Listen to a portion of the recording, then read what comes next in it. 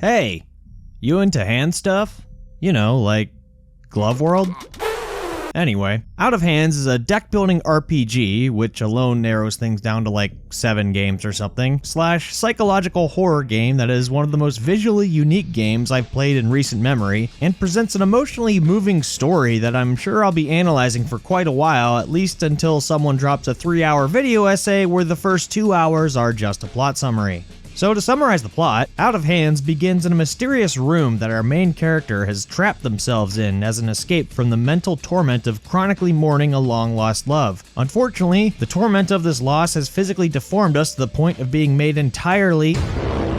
We then decide, with the help of our conceptual compatriots, logic, mystery, and action, to search the depths of our dreams in the hopes of rekindling the memories of this lost love once again. The crux of the game involves exploring these fragmented environments, battling various mentally constructed monsters, and collecting a variety of artifacts in the form of cards to give us the upper hand in these encounters. The combat is your typical turn-based affair that should be simple to grasp for anyone with even the smallest familiarity with deck builders. You draw some cards, which you pick out with a limited energy pool, and use those cards to just beat the devil out of it. The entire card system is very simplistic, with each card only having a corresponding type and a value assigned to the card indicating how much damage it deals, blocks, heals, buffs, or debuffs. Your enemies are split into unique primary upper row targets and several midfield emotion enemies that spawn as barriers for them. What's interesting about this system is that the upper row targets are generally unique per encounter, whereas the midfield emotion enemies come in only a handful of types that remain consistent throughout the entirety of the game. This creates a small, persistent familiarity between each fight as you become better acquainted with the different emotions and their effects, while the unique upper row enemies create enough variety to keep things from getting too stale. There's also a heavy emphasis on offense, as most of the cards are weapons that are classified as single target, spread, or ranged.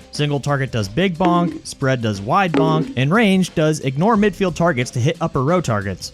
Bonk. The mingling of midfield and upper row enemies lead to a lot of different approaches you can take to win, either using range cards to attack the upper row directly or using spread cards to clear out the chaff to open up the top row for your big 12 inches of terror. From these battles and exploring, you'll also acquire different facial features and hands with unique abilities to customize your nightmare fuel of a face to further augment your playstyle. There's also an adaptive difficulty system in the form of nightmare levels. As you complete combat encounters, the nightmare level of the world will increase, making the game gradually more difficult by increasing the stats of enemies and afflicting cards with various curses that lock them into your deck. There's a trade-off though, in that the higher nightmare levels award more currency drops to purchase new cards and items, and the curses afflicted on your cards have the upside of making them more powerful. Oh, and for some reason at max nightmare level, your character in the overworld turns into a broccoli stalk made...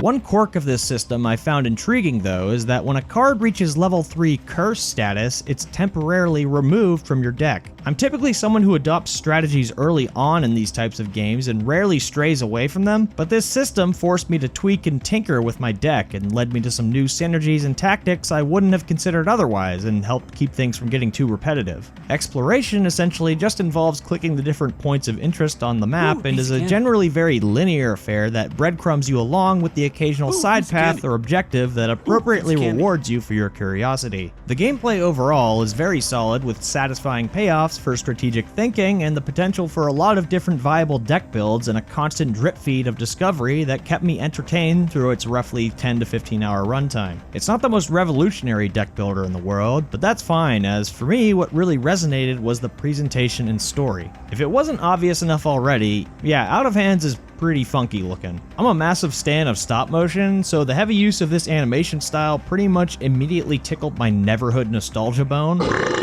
Half of my enjoyment in the game pretty much came from admiring the room that functioned as the game's main menu, as well as collecting all the different eyes, mouths, and cards just to see the little animations and video clips made for each. The hand-drawn environments and artwork are just as beautiful as well, with their storybook-like charm. What's impressive is how the game weaves these different visual styles into a cohesive whole, with me never feeling taken out of the experience when jumping from different set pieces, battles, and so on. The sound design is also spot on, with an incredible soundtrack, effects, and ambience that is just beautiful. Several small touches, from the crisp typewriter sounds for text and dialogue to the impactful punchy effects in combat has a near ASMR-like vibe that manages to be immersive despite its strange visuals. It all contributes to an enticing atmosphere that pulled me in and refused to let go like its name was Emma Frost.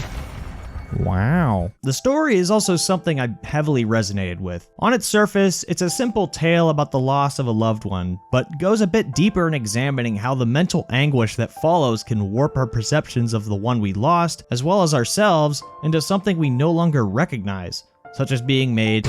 Losing true love can genuinely feel like you've lost a part of yourself, and rediscovering how to exist in absence of that love can seem like an insurmountable task. You start to recall what it was like before this loss, and can end up idealizing a past that will never be again, and can end up being consumed by this if you let it. Now, that might come off like it insists upon itself, Lois, especially when it throws out words like guffaw. But trust me, it's good. I'm trying to keep this spoiler light, but the long and short of it is that I really enjoyed this story, and highly recommend playing through all of the different endings.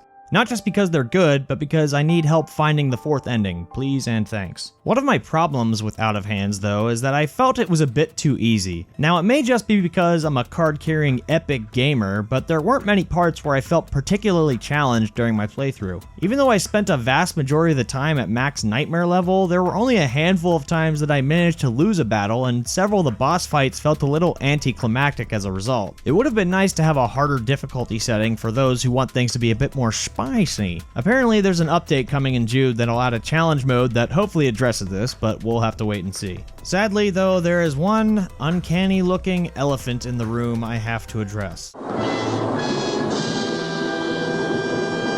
Well, that's disappointing. From what I can tell, the use of generative AI appears to be minimal, with the most likely culprits being some of the artwork for the enemy cards with no other seemingly obvious examples. Regardless of how significant the use of AI was though, this really stung for me to find out after I'd already completed the game. I'm not going to get into the weeds of the AI art debate, but for me it just puts a massive stain on a game I otherwise have overwhelming praise for. A vast majority of the game was clearly handcrafted with passion and care, so why risk tarnishing that with AI assets when the developer is clearly capable of not relying on such tools? It distracts from the beauty of the entire experience by causing me to question what else in the game wasn't made by a human, instead of admiring the things that undoubtedly were. It's not a deal breaker for me, but it's still disappointing, and I wouldn't blame anyone for being a bit turned off by this. Despite that though, I still greatly enjoyed my time with the game. It's a supremely surreal adventure with a tantalizingly cryptic tale of love disguised in a wrapping of psychological horror. It's creative, except for the AI, it's creepy, and it's compelling in a way that's incredibly difficult to describe in words alone. If you're looking for another card game fix, or just have an appreciation for the weird and the obscure, then I say you should absolutely try... Oh, are we not doing the foghorn bit?